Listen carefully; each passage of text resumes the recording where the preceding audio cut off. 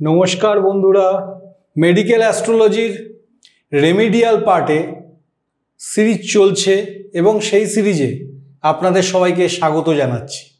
আজকেও 16টা শারীরিক সমস্যা এবং তার সমাধান নিয়ে আমরা আলোচনা করব। প্রথম বলি রাতে অনিদ্রা ও অনিদ্রাজনিত ক্লান্তির সমস্যা। এটা একটা কমন সমস্যা, যে কোনো দুশ্চিন্তা বা কোনো রাগ কারো বিরুদ্ধে সময় মতো প্রকাশ করতে না পারার কারণে অনেক সময় ঠিকমতো ঘুম হয় না। ব্লাড প্রেশার বৃদ্ধি পেলে ঘুমের ব্যাঘাত ঘটায়।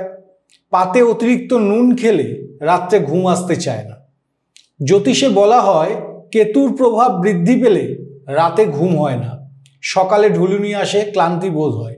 এর জন্য প্রতিকার হিসেবে পাতে নুন খাওয়া বন্ধ করুন এবং 8-9 রতির গোমেদ বাঁ হাতের অনামিকায় পড়তে হবে। দ্বিতীয় সমস্যা আসি, গায়ে কোমরে ও হাতে পায়ে বাতের ব্যথা বা ইউরিক অ্যাসিডের ব্যথা, যেটা পা ফুলে যায়। ইউরিক অ্যাসিড মানে অত্যধিক প্রোটিনের কারণে হয়। জ্যোতিষগতভাবে দেখা গেছে শনি, শুক্র, কেতু যদি 2-6-12কে নির্দেশ করে তাহলে ইউরিক অ্যাসিড জনিত সমস্যা তৈরি হয়। প্রতিকার হিসেবে প্রোটিন খাদ্য এড়িয়ে চলতে হবে এবং যদি তার সাথে মুনস্টোন 7-8 রতি আর গোমেদ 7-8 রতির পড়া যায় তাহলে এই সমস্যা কিন্তু থাকবে না। বাতের ব্যথার ক্ষেত্রে একই রত্ন পড়লে ব্যথা অনেকটা কমে যায়। 3 হচ্ছে হাঁটুর ব্যথা ও পায়ের গোছের ব্যথা ইত্যাদি। শরীরের যদি অতিরিক্ত ভার হয়ে যায়, শরীরের উপর ভাগের মেদ, ভুঁড়ির আধিক্য দেখা দেয়, তাহলে হাঁটু ও পায়ের গোছে মানে গোড়ালিতে সেই ভার রাখতে না পারার কারণে হাঁটুর ব্যথা ও গোড়ালির ব্যথা অনুভব হয়। প্রতিকার হিসেবে ইন্দ্রনীল নীলা বা ইন্দ্রনীলা 4-5 রতির পড়লে হাঁটু গোড়ালি ভার নিতে পারবে এবং শরীরে মেদও কিন্তু কমে যাবে। এরপর চতুর্থ সমস্যা আসি, ঘন ঘন প্রস্রাবের সমস্যা। শনি, কেতু, শুক্র, মঙ্গল যদি লগ্নস্থ চন্দ্রের সঙ্গে পারস্পরিক যুক্ত হয়ে 5-7কে নির্দেশ করে তাহলে প্রোস্টেট গ্ল্যান্ডের সমস্যা দেখা দেয় এবং ঘন ঘন প্রস্রাবের ব্যাপারটা ঘটে। এছাড়া বহুমূত্র রোগ হলে ঘন ঘন প্রস্রাব হয়।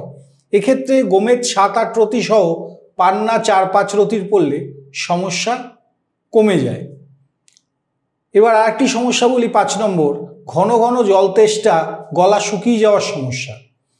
এ পর্যন্ত দেখা গেছে দ্বিতীয়স্থ শনি রবির নক্ষত্রে বসে থাকলে জন্মছকে তাদের ঘন ঘন জল তেষ্টা পেয়ে থাকে, কারণ শনির তৃতীয় দৃষ্টি চতুর্থে পড়ায় ছাতি শুকিয়ে যায়। এক্ষেত্রে সিলোনিজ মুনস্টোন 7-8 রতির পড়া জরুরি। এরপরে একটি পয়েন্ট আসি, 6 নম্বর, যেটা হচ্ছে কেটে গেলে রক্ত বন্ধ না হওয়ার সমস্যা। যদিও এরকম খুব কম হয়, তবে সাধারণত প্রকৃতিগত নিয়ম অনুযায়ী শরীরে কোনো কিছু ধরে রাখার কারক গ্রহ কিন্তু কেতু এবং জমে যাওয়ার কারক গ্রহ হচ্ছে শনি।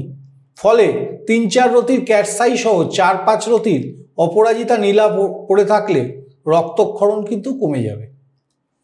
সপ্তম আসি, কিডনিতে স্টোনের সমস্যা। দ্বিতীয়স্থ কেতু চন্দ্র কেতু চন্দ্রের সাথে অথবা শনির সাথে যুক্ত হয়ে যদি কোনো গ্রহের নক্ষত্রে 8-9কে নির্দেশ করে তাহলে কিডনি স্টোন হয়ে থাকে। এই অবস্থায় যদি এর সঙ্গে বুধ যুক্ত হয় তাহলে বারবার কিডনি স্টোন অনেক সময় হয়। নেক্সট আসি 8 নম্বর, ধাতু দুর্বলতার সমস্যা। ষষ্ঠ সপ্তমপতি শুক্র, চন্দ্র, রাহু যুক্ত হয়ে 3-8কে নির্দেশ করলে ধাতু দুর্বল হয়ে পড়ে। এক্ষেত্রে জাতকের যে কোনো অবস্থায় বীর্য সহজেই নির্গত হতে থাকে। প্রতিকার ক্যাটসাই 3-4 রতির এবং ইন্দ্রনীলা 3-4 রতির পড়লে উপকার পাবে। 9 নম্বর একটি সমস্যা আসি, লজ্জায় আমরা বলতে পারি না, সেটা হচ্ছে যৌন ক্ষুধা না হওয়ার সমস্যা। সপ্তমপতি শুক্র যদি দ্বাদশে বসে অষ্টমপতির নক্ষত্রে থাকে তাহলে জাতক জাতিকার যৌন চাহিদা থাকে না। এরা সাধারণত মিলন সুখ থেকে বঞ্চিত হয়ে থাকে। এইসব জাতক জাতিকাকে রক্তপলা 10-12 রতির সঙ্গে মুক্ত পড়ালে কিছুটা নিস্তার পাবেন। এবার আসি ঠিক অপোজিট 10 নম্বর, অতিরিক্ত যৌন ক্ষুধার সমস্যা। যদি সপ্তমপতি শুক্র একাদশে অবস্থান করে তাহলে এইসব জাতক জাতিকার অত্যধিক যৌন খিদের কারণ ঘটে।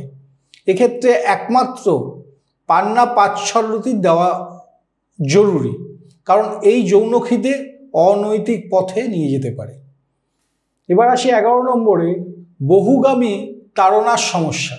যদি জন্মছকে একাধিক গ্রহ 2, 5, 8, 11কে নির্দেশ করে অথবা ষষ্ঠপতি যদি লগ্নে থাকে তাহলে বহুগামিতার নির্দেশ করে।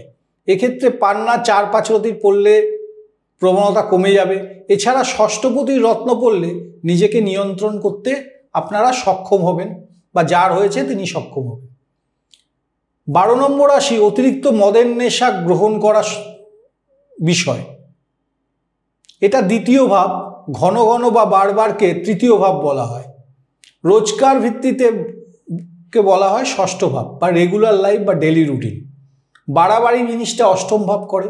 ফলে যদি 2, 3, 6, 8, 11 নির্দেশ হয় তাহলে নেশা করাকে বোঝায়। এক্ষেত্রে লগ্নপতিকে রত্ন দিলে তা ছেড়ে যাওয়া পসিবল। নেক্সট আসি 13 নম্বর, কোষ্ঠকাঠিন্য বা পাইলসের সমস্যা, যেটা এখন অনেকের হচ্ছে বা অনেকের আছে। মঙ্গল যদি তৃতীয়, সপ্তম ও অষ্টমকে নির্দেশ করে তাহলে তার অর্শ বা পাইলস হয়ে থাকে। এ ব্যাপারে গোমেদ 7-8 রতির এবং মুনস্টুন 7-8 রতির পড়লে কোষ্ঠকাঠিন্য বা পাইলস থেকে সে কিছুটা রেহাই পাবে। 14 নম্বর আসি, এটা হয়তো ম্যাক্সিমাম লোকের থাকে, পায়খানা পরিষ্কার না হওয়ার সমস্যা। পঞ্চমস্থ কেতু যদি 3-6 এর সঙ্গে যুক্ত হয় তাহলে পায়খানা পরিষ্কার হতে চায় না বা হতে দেরি হয়।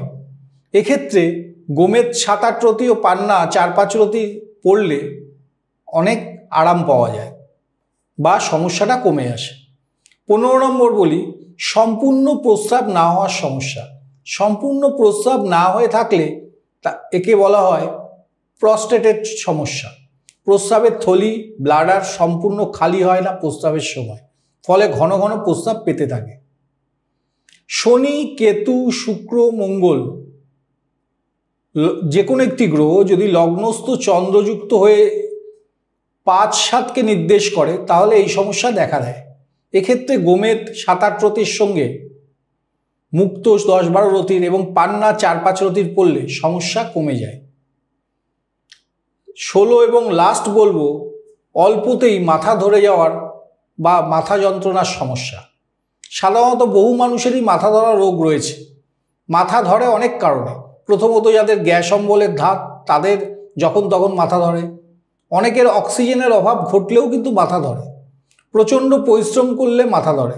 আমরা দেখেছি যাদের শুক্র কেতুর যোগ রয়েছে সে নক্ষত্রবদ্ধভাবে বা পাশাপাশি একই নক্ষত্রে অবস্থানগত কারণে মাইগ্রেনের সমস্যা হয়ে থাকে। ভুরুর উপরে কপালে সর্দি বসে গেলে সাধারণত মাইগ্রেন জাতীয় যন্ত্রণা হয়ে থাকে।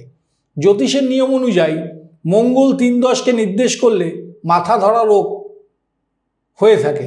তবে সব লগ্নের মানুষের মাথা ধরা রোগটি নাও থাকতে পারে। এক্ষেত্রে অবস্থা বুঝে রত্ন দিলে সমস্যাটা সমাধান হতে পারে।